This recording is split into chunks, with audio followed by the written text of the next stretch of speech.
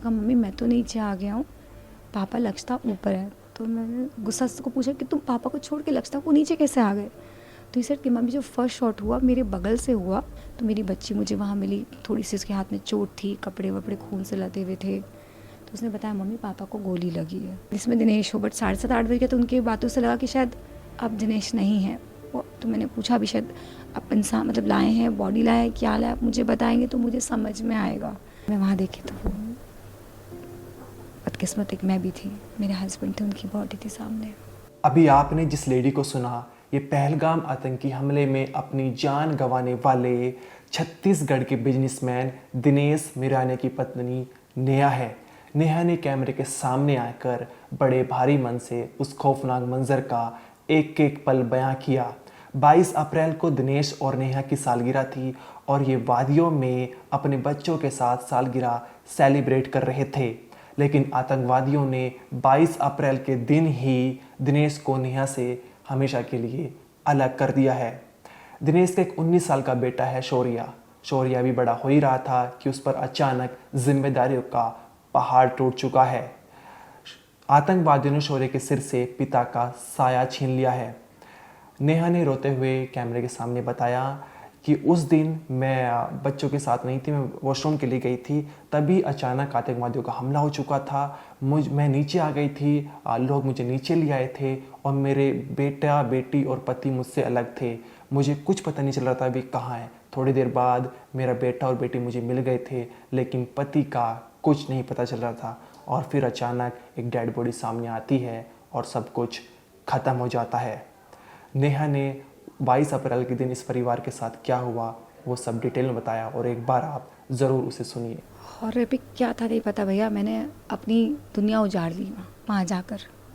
गई तो मैं दर्शन के लिए थी, वैष्णो देवी का दर्शन करने की मेरे हस्बैंड की 10-12 साल से इच्छा थी। दर्शन करने गई थी, फिर बापू की एक कथा थी वो अटेंड करना चाहती थी, तो गए थे। तो बच्चों की कश्मीर की इच्छा थी, तो हमने कुछ एक जगह का प्लानिंग किया था। तो उसी हिसाब से हम 22 तारीख को पहलगाम ऊपर जो मिनी स्विट्ज़रलैंड कहलाता है, हम वहाँ गए थे। गुड़िया छोटी, तो गुड़िया से प्लानिंग करना चाहती थी, कोई एक्टिविटी करना चाहती थी। करते करते समय बीत गया, थोड़ा हौच पौच हो गया, तो इस चक्कर में हम सब अलग अलग हो गए। बेटा कहीं था, बेटी और हस्बैंड एक जगह थे। मैं को वॉशरूम जाना था तो मैं वॉशरूम चली गई। तो जब मैं वॉशरूम में घुसी उसके बाद मुझे वो फायरिंग की आवाज़ आई, तो पता चला आतंकवादियों का हमला हो गया है। बाथरूम से निकली तो समझ में नहीं आया, बस लाइक टोटली ब्लैंक कि हो क्या रहा है। बिकॉज हम सिर्फ मूवीज़ में देखते हैं, सब न्यूज़ में पढ़ते हैं, न्यूज़ बनना नहीं चाहते थे। हमला हो चुका था, हम सब छितर-पितर हो गए थे। एंड जब हुआ तो मुझे लगता है जब मैं वॉशरूम से निकली मैं ब्लैंक हो गई थी। तो वहाँ के जो लोगों ने था उन्हें मुझे हेल्प करके फटाफट लेके नीचे भागे कि चलिए मैम आतंकियों का हमला हो गया। तो गिरते पड़ते करते में हम नीचे पहुँचे। मेरा मोबाइल, मेरा पर्स, कुछ जगह पे नेटवर्क आया था, कुछ जगह पे नहीं आया था। तो मैंने वॉशरूम जाते समय अपना पर्स और अपना मोबाइल अपने हस्बैंड को दे दिया था, तो मेरे पास कुछ भी नहीं था। जब मैं भागी, लोगों ने कहा आप निकलिए, हमला हुए थोड़ा समय हो गया है, आपकी फैमिली भी नीचे चली गई होगी, क्योंकि यहाँ कोई भी नहीं है। मतलब तो जो गोलीबारी चल रही है वही हो रहा है, बीच में है। आपके हस्बैंड ऐसे नहीं दिखेंगे, अगर होंगे तो वो नीचे अपने अपने तरीके से सब उतर गए हैं। मन नहीं मान रहा था, पर जा रहे थे, डर भी था। लोग भी कि चलिए चलिए, तो जो हर रास्ते में थोड़ी देर किसी का फ़ोन था तो भैया फ़ोन दे दीजिए मैं ट्राई कर लूँ। सबका नेटवर्क नहीं लग रहा था, किसी एक का लगा, तो किस्मत से मेरे बेटे से मेरी बात हो गई। तो बेटे ने बताया कि मम्मी मैं नीचे आ गया हूँ। तब तक मेरे इंप्रेशन था कि शायद ये तीनों साथ होंगे। मैं जब वॉशरूम गई तो मेरे को लगा कि ये तीनों साथ में आ गए होंगे, मेरे को नहीं पता था कि पीछे क्या होने वाला है। तो कहा मम्मी मैं तो नीचे आ गया हूँ, पापा लक्षता ऊपर है। तो मैंने गुस्सा से उसको पूछा कि तुम पापा को छोड़ के लक्षता को नीचे कैसे आ गए। तो इसे कि मम्मी जो फर्स्ट शॉट हुआ मेरे बगल से हुआ, मैं कुछ लेने के लिए रुका था वहाँ पर, तो बगल से हुआ, तो उसके छींटे मुझ पर आए। तो फिर मेरे को घोड़े वाले भैया ने नीचे लेकर आ गया। तो मैं और डर गई कि लक्षतन दिनेश कहाँ है। तो ये बोला मम्मी आप नीचे आइए, मैं अपन करते हैं। तो हमारे जो ड्राइवर साहब थे वो बहुत हेल्पफुल थे, तो इन्होंने मुझे ड्राइवर को हैंड ओवर किया। एंड फिर ये गए कि मतलब मैं वापस को देखता हूँ, ऊपर जाता हूँ, कैसे भी करता हूँ। फिर कुछ समय बाद कुछ करते करते 3-4 बजे मुझे मेरी बेटी से बात हुई।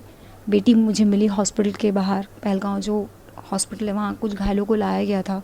तो लगा शायद मेरी बच्ची नीचे आई होगी, या घायल की उम्मीद तो नहीं थी, लेकिन लगा एक बार राउंड मार लिया जाए। तो मेरी बच्ची मुझे वहाँ मिली, थोड़ी सी उसके हाथ में चोट थी, कपड़े वपड़े खून से लदे हुए थे। तो उसने बताया मम्मी पापा को गोली लगी है। ये सुन के मैं थोड़ा डर गई थी, क्योंकि मेरे हस्बैंड को ब्लड क्लॉट का इशू, उनको ब्लड थिन रखने के लिए मेडिसिन लेनी पड़ती है। तो अगर उनको कहीं चोट लग जाएगी तो उनका ब्लड स्टॉप नहीं होता है। बट डर तो गए थे, तो सारे हॉस्पिटल में चेक किया, दिनेश नहीं थे।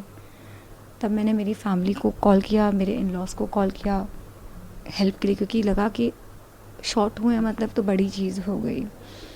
ऐसा करते करते करते करते फिर सब जगह मैं हेल्प के लिए गई। मुझे याद नहीं आ रहा कैसे क्या हो रहा था, बट हर जगह हम हेल्प के लिए जा रहे थे। सरकार हमें क्लब हाउस भेजी कि भाई आप लोग वहाँ तो सेटल हुए, एरिया सेफ़ नहीं है, हौच पौच कम हुई तो हम भी कुछ काम कर सकें। हम क्लब हाउस भी गए, बट मन नहीं माना। फिर हम वापस आ गए, गुड़िया को गाड़ी में रखा, मैं और मेरा बेटा ढूंढने में लग गए। फिर फ़ोन नहीं था, तो मेरे बेटे ने मुझे एक नया नंबर दिया, कि एक नया फ़ोन दिया। वहाँ के लोग बहुत हेल्प किए कि तुरंत उस माहौल में, कर्फ्यू के माहौल में, बंद दुकान को खोल के मुझे सिम और मोबाइल दिया। सामने होटल वाले भैया थे, उन्होंने मेरी बेटी को बैठाया, कुछ बना के खाने के लिए दिया, मुझे चाय पिलाया, बैठाया। बहुत हेल्प किया वहाँ के लोगों ने, मैं बोलूँगी बहुत हेल्प किया, बहुत हेल्प किया। उसके बाद ये हुआ कि कुछ 7 साढ़े 7 बजे कि 8 बज गया था ना, ध्यान नहीं आ रहा। कुछ लोग नीचे आए, उनसे पूछा तो उन्होंने बोला कि आखिरी ग्रुप ऑफ पीपल नीचे आए हैं, आप उनमें चेक कर सकते हो। तो कुछ अंदर से ऐसा लगा कि पता नहीं, अब ये भी देखें कि शायद इसमें दिनेश हो। बट 7:30 8 बजे तो उनकी बातों से लगा कि शायद अब दिनेश नहीं है वो। तो मैंने पूछा भी शायद आप इंसान मतलब लाए हैं, बॉडी लाए हैं, क्या लाए, आप मुझे बताएंगे तो मुझे समझ में आएगा। तो उन्होंने बोला हम कुछ भी नहीं बता सकते। फिर थोड़ी देर बाद कहीं से खबर आई, मेरे बेटे के का कॉल आया नए नंबर पे कि मम्मी आप एक बार आइए। उसको कहीं से कॉल आया था कि मिले। हर जगह डिस्क्रिप्शन मांगा गया, मैंने अपने हस्बैंड का डिस्क्रिप्शन दिया, आधार की फ़ोटो भी दी, नया नंबर भी शेयर किया। तो उनके पास नंबर था, उन्होंने मेरे बेटे को कॉल करके बुलाया। बेटे ने मुझे कॉल किया कि मम्मी एक बार आ जाओ, आप खाली आना, लक्षिता नहीं आएगी। तो जब मैं वहाँ देखी तो वो बदकिस्मत एक मैं भी थी, मेरे हस्बैंड थे, उनकी बॉडी थी सामने। सरकार से कोई उम्मीद? भैया सरकार से उम्मीद वैसे तो मैं सरकार कर ही रही है।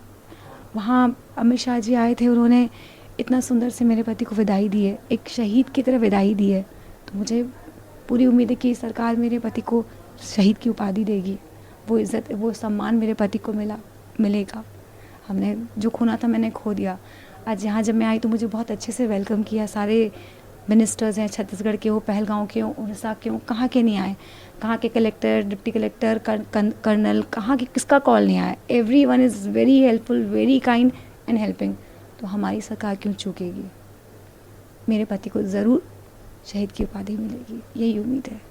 दीदी बच्चे भी छोटे हैं तो उनके लिए कोई बात रखना चाहेंगे? हाँ, मेरा बेटा अभी 19 का हुआ है, अभी वो बस बड़ा होना शुरू ही किया था उसने।